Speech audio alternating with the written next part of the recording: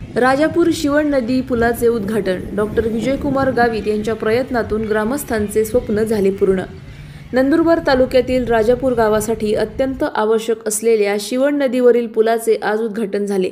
राज्याचे माजी आदिवासी विकास मंत्री व नंदुरबारचे आमदार डॉक्टर विजयकुमार गावित यांच्या हस्ते हा लोकार्पण सोहळा पार पडला।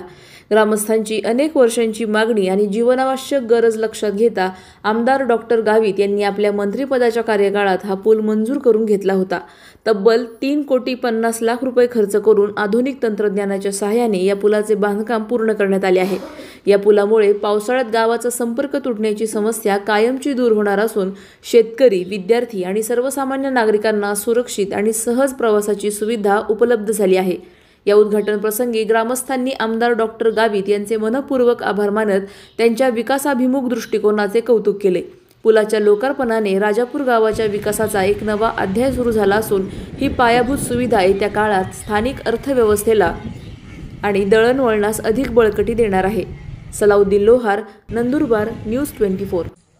आपण राजापूर गावाजवळ शिवण नदीवर आपण इथे नवीन पूल बांधला। पूर्वी या नदीवर असंच पाण्यातून येत होतो। त्याच्यानंतर इकडचा आमदार झाल्यानंतर त्यावेळेला मी या ठिकाणी फरशी बांधून दिली होती, पण पावसाळ्यामध्ये लोकांना अडचणीचं होतं। पूर आल्यामुळे त्यांना दुसऱ्या गावांना जायला रस्ते नव्हते आणि म्हणून त्या ठिकाणी आपण सुमारे 2.5 कोटीचा पूल या ठिकाणी आपण बांधला आहे। त्याचा उपयोग लोकांना होईल।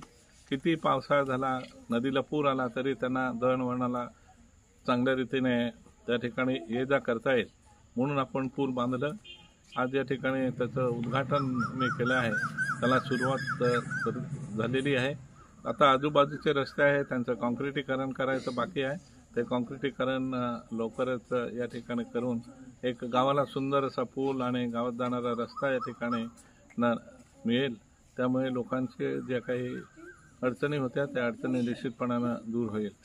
त्याचबरोबर या ठिकाणी आल्यानंतर गावकऱ्यांशी मी चर्चा करण्याचा प्रयत्न केला, त्यांच्या अडीअडचणी समजून घेतल्या आणि ते सोडवण्याचा मी प्रयत्न करेन आणि सर्वसाधारणपणे 2-3 वर्षामध्ये त्यांच्या या मागण्या पूर्ण झाल्या तर गाव निश्चितपणानं सर्व सोयीयुक्त होईल आणि या ठिकाणी चांगल्या रीतीने शेतकरी, मुलं, शिक्षणाच्या सर्व व्यवस्था त्यांना उपलब्ध होतील। अशाच घडामोडींचा आढावा घेण्यासाठी आजच आपले YouTube चॅनलला सबस्क्राइब करा।